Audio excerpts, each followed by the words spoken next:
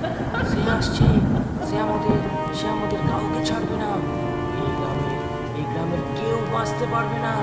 সে সে কাউকে ছাড়বে না।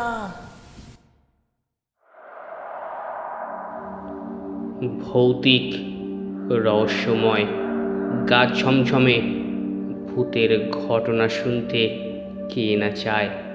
আর সেটা যদি হয় সত্যি ভূতের ঘটনা, তাহলে গায়ের লোমগুলি কাঁটা দিয়ে ওঠে। রাত্রে বাইরে বেরোলে মনে হয় পিছনে কেউ একটা দাঁড়িয়ে আছে। এই রকম গা ছমছমে সত্যি ভূতের ঘটনা নিয়ে আমাদের আজকের নিবেদন, নিশি ডাক। গ্রামটাকে এক নজরে দেখলে খুব সুন্দর বলে মনে হবে বাবু, কিন্তু রাতের বেলা ঘুমোবার সময় কেউ আপনার নাম ধরে ডাকলে কোনো মতেই ঘর থেকে বেরোবে না। গলাটা চেনা কোনো মানুষের হতেই পারে, কিন্তু ঈশ্বরের দোহাই আপনি ঘর থেকে কোনো মতেই বের হবেন না। চায়ের দোকানের মালিক রতনদার কথায় হো হো করে হেসে উঠল বিদিত। কেন, রাতের বেলা কি চোর ডাকাতের ভয় আছে নাকি যে আমাকে কিডন্যাপ করে নিয়ে যাবে? কেসটা কি? রতনদার সারা মুখমণ্ডলে খেলে গেল এক অবর্তনীয় আতঙ্ক। আরে চোর ডাকাত নয় কো মশাই, চোর ডাকাত নয়। রাতের বেলা এই গ্রামে যে ঘোরে সে হলো ভয়ালের নিশি, এক ভয়ঙ্কর প্রেতাত্মা যার কবলে পড়লে মৃত্যু অনিবার্য। রাতের বেলা সে আপনার বাড়ির দরজা কি জানালার সামনে এসে পরপর 3 বার ডাকবে। 3 বারের বেশি সে ডাকবে না, কিন্তু ভুল ক্রমেও যদি আপনি তার ডাকে সাড়া দেন তাহলে তার মৃত্যু অনিবার্য। এই ডাক যে সে ডাক নয়, এই ডাক যে সাক্ষাৎ মৃত্যু ডাক। নিশিমা নেই যে মৃত্যু। এবার থাকতে পারলাম না আমি, খেকিয়ে উঠলাম রতনদার উপর। কী সব যে বলো না তোমরা, বাইরের লোক দেখলেই ভয় পাইয়ে দাও। আর কি, নিচে যে রাত্রে বেরোয় আর নিজের শিকারের উদ্দেশ্যে মৃত্যু ডাক দেয়, তার কি কোনো প্রমাণ আছে? রতনদা আঁতকে উঠল। প্রমাণ কি বাবু? গত 3 মাসে 7 জন মারা গেছে এই নিশির ডাকে সাড়া দিয়ে। এই 7 জনেরই একজন রামপদ, শহরে গিয়ে ব্যবসা করে। 3 মাস পরে দেশের বাড়িতে বেড়াতে এসেছিল। রাতের বেলা রামপদ আর শান্তনু একসাথে এক ঘরেই ঘুমাচ্ছিল। এক সময় রামপদ শুনতে পায় ঠিক তার জেঠু শ্যামপদ চক্রবর্তী যে পাশের গ্রামে থাকে, বাড়ির সামনে রামপদর নাম ধরে ডাকছে। রামপদরা বাইরের রাস্তার দিকের ঘরে শুয়েছিল। এত রাতে জেঠু ডাকছে, কি ব্যাপার? দরজা খুলে সামনে কাউকে দেখতে পায়নি রামপদ, শুধু এক ঝলক ঠান্ডা হাওয়া শিহরণ জাগিয়ে তুলেছিল তার শরীরে।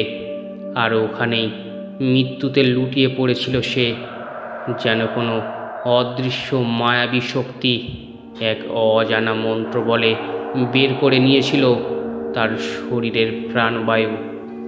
শান্তনু সব ঘটনাটা নিজের চোখে দেখেছে।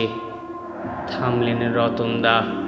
কিন্তু এমনও তো হতে পারে যে শান্তনু মিথ্যা কথা বলছে। এমনও তো হতে পারে রামপদর মৃত্যু হার্টফেল বা অন্য কারণে হয়েছে। নিজের যুক্তিতে ও অটল বিদিত।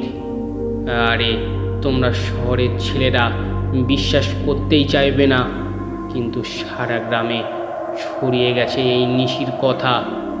গ্রামের নাম কৃষ্ণপুর চক, নদিয়ার কালীনারায়ণপুরের খুব কাছে, মাত্র 6 কিলোমিটার দূরত্বে। গ্রামের মূল আকর্ষণ বলতে দিগন্ত বিস্তৃত চোখ জুড়ানো সবুজ ধান ক্ষেত, পাশ দিয়ে বয়ে যাওয়া চূর্ণ নদী, পূর্ব প্রান্তের বাউর পঞ্চাননতলা আর গ্রামবাসীদের বুক ভরা ভালোবাসা আর আন্তরিকতা। এটা আমাদের দেশের গ্রাম। আমার সাথেই বিদিত এই গ্রামে বেড়াতে এসেছে। নিশি ডাকের ব্যাপারটা দেখলাম গ্রামের অনেকেই জানে। পঞ্চাননতলার শিব মন্দিরের পুরোহিত জানালেন এই এক অদ্ভুত ইতিহাসের কথা। গ্রামের পুরোহিত বলেছিল অদ্ভুত এক কথা। 7 বছর আগে এই গ্রামে আগমন ঘটে এক কাপালিকের। তিনি গ্রামের পশ্চিম প্রান্ত, যেখানে শ্মশান, হেমন্তের সাঁঝে উড়ে যায় সব পোড়ানোর ধোঁয়া, জলে কাঠের চিতা। অমাবস্যা ও ভূত চতুর্দশী রাতে শুরু হয় অপদেবতাদের আনাগোনা। কাপালিকের সারা অঙ্গ ভস্মে মাখা, চোখ দিয়ে আগুন ঝরছে। সারা গ্রামে রটে যায় যে কাপালিক পিচার সিদ্ধ। এমনিতে কাপালিক যা বলেছিলেন তার অর্থ হলো এই যে তন্ত্রে সিদ্ধি লাভ করা তার এখনও বাকি আছে, এবং তিনি এইবার সিদ্ধি লাভ করতেই এই গ্রামে এসেছেন। এই গ্রামেই স্থাপন করতে চান তিনি তার সাধনপীঠ। যাই হোক, গ্রামের ধর্মপান মোড়লেরা কাপালিকের প্রস্তাবে সায় দেয়। কাপালিকও পরিবর্তে কথা দেন যে এই পরিবর্তে গ্রামকে নানা দুর্ভিক্ষ, রোগব্যাধি ও মহামারীর হাত থেকে রক্ষা করবেন। যাই হোক, কাটতে লাগলো দিন। এদিকে প্রতি অমাবস্যার রাতে গ্রাম থেকে নিখোঁজ হতে লাগলো এক এক পূর্ণ যৌবনা সুন্দরী যুবতী। গ্রামের মানুষের মনে মনে দানা বাঁধতে লাগলো সন্দেহ।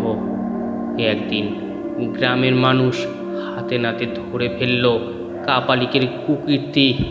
কাপালিক নিজের তান্ত্রিক শক্তির মাধ্যমে কুমারী যুবতীদের রাতে সম্মোহিত করে নিজের আশ্রমে ডেকে নিয়ে যেতেন। তারপর তাদের সাথে যৌন সংযোগে লিপ্ত হয়ে সেই কাপালিক সিদ্ধিলাভের দিকে এগোতেন। হয়ে উঠত তারা কাপালিকের সাধন সঙ্গিনী। তারপর তাদের নির্মমভাবে হত্যা করে গভীর অরণ্যে তাদের লাশ ফেলে দিতেন। শেয়াল কুকুরে তা ছিঁড়ে ছিঁড়ে খেত। পুলিশের হাতে সেই কাপালিককে তুলে দেয় সাধারণ মানুষ। কাপালিক ক্রুদ্ধ হয়ে অভিশাপ দেন যে এই গ্রামের মানুষদের জন্য তিনি ত্রন্তে সিদ্ধি লাভ করতে পারেননি, প্রতিশোধ তিনি নেবেনই। এইবার থেকে এই গ্রামে স্বয়ং মৃত্যু গভীর রাতে ঘুরে বেড়াবে তার শিকারের খোঁজে। মৃত্যু ততক্ষণ গভীর রাতে শিকারের জন্য গ্রামের ওপর ঘুরবে যতক্ষণ না পুরো গ্রাম জনশূন্য, পরিত্যক্ত হয়ে পড়ে। এই মৃত্যুদূত প্রেতকে কাপালিকে নিজের তন্ত্র সাধনার মাধ্যমে সৃষ্টি করবেন। বলা বাহুল্য, এই প্রেতই নিশি। এই নিশি যাকে শিকার করবে তার বাড়ির সামনে গিয়ে পরপর 3 বার ডাক দেবে তার খুব পরিচিত গলায়। সেই মানুষ যদি নিশির এই মৃত্যু ডাকে ভুলক্রমে সাড়া দিয়ে থাকে তাহলে তার মৃত্যু অনিবার্য। এই নিশির হাতছানি এড়ানো খুবই কঠিন। এরপর থেকে অভিশপ্ত হয় গ্রামটি।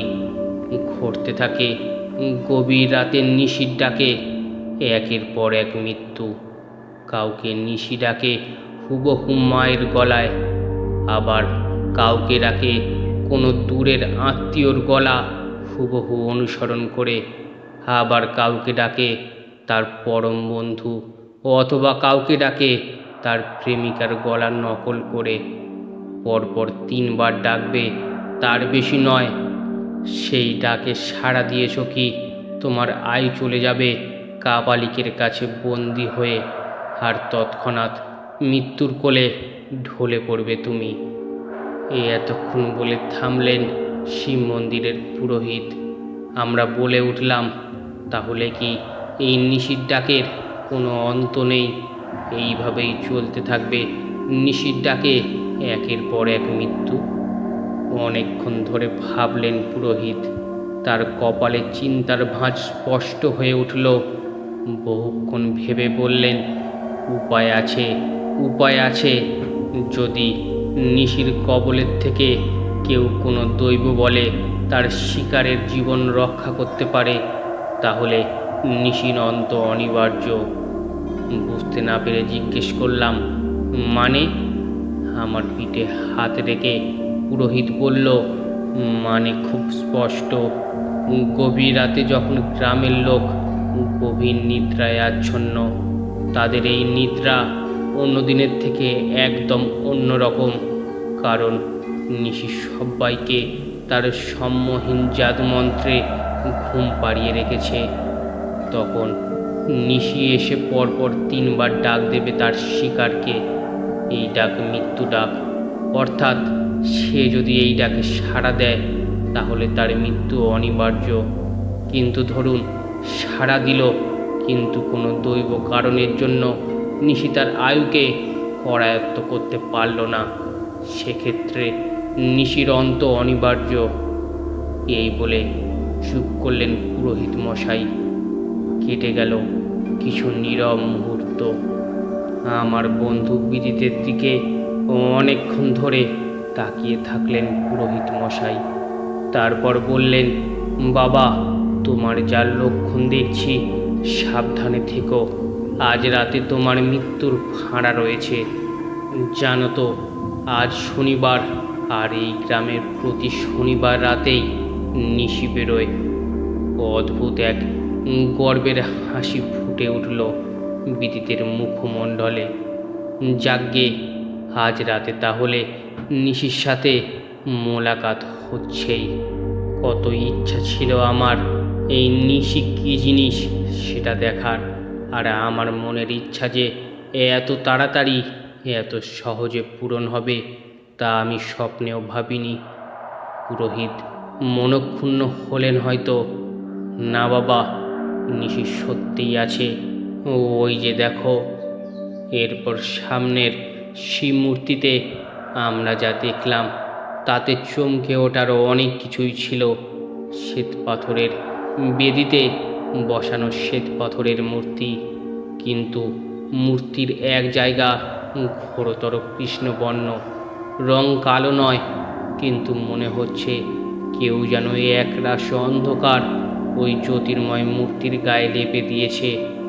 অবাক হয়ে আমি বলে উঠলাম, এটা কি? এর মানে এইটা যে কোনো ভয়ঙ্কর অশুভ কিছু এই গ্রামে ঘুরে বেড়াচ্ছে, সেটাই এই গ্রামের পবিত্রতা নষ্ট করছে।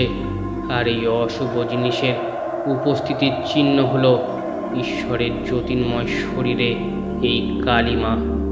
ঈশ্বর সবাইকে সাবধান করে দিয়েছেন, আর আমার মতে এই অশুভ আর কেউই নয়, গভীর রাতে ঘুরে বেড়ানো নিশি। এবার আমি সত্যি ভয় পেলাম। নিজের চোখে যা দেখলাম তাকে অবিশ্বাস করি কিভাবে? তাহলে কি বিদিতের বাঁচার কোনো সম্ভাবনা নেই? তাহলে কি আজ রাত্রে সত্যিই বিদিতের পালা? ভয়ে ভয়ে আমি গ্রাম্য পুরোহিতকে জিজ্ঞেস করলাম, আপনি যদি সত্যি বিদিতের মধ্যে মৃত্যুর লক্ষণ দেখে থাকেন তাহলে কি ওকে বাঁচানোর কোনো উপায় নেই? পুরোহিত মশাই বললেন, দেখো বাবা, তোমার বন্ধুর বাঁচার ক্ষীণ লক্ষণ রয়েছে, কিন্তু সে লক্ষণে এত দুর্ভেদ্য যে তার মাথা মুন্ডু আমি কিছু উদ্ধার করতে পারছি না। আমি জোর করে বললাম, দেখুন, ও গোয়ার হতে পারে, আপনার সাথে তর্ক করতে পারে, আপনাকে অপমান করতে পারে। ওর হয়ে আমি না হয় ক্ষমা চাইলাম আপনার কাছে। আপনাকে বলতেই হবে ওর বাঁচার উপায়। ওর বাঁচার উপায়টা কি? নিশি কি আরও মানুষকে হত্যা করবে, নাকি এই শেষ? জানতে হলে আমাদের শেষ পর্বটি অবশ্যই শুনুন, আর ভালো লাগলে চ্যানেলটি সাবস্ক্রাইব করে নিন। ধন্যবাদ।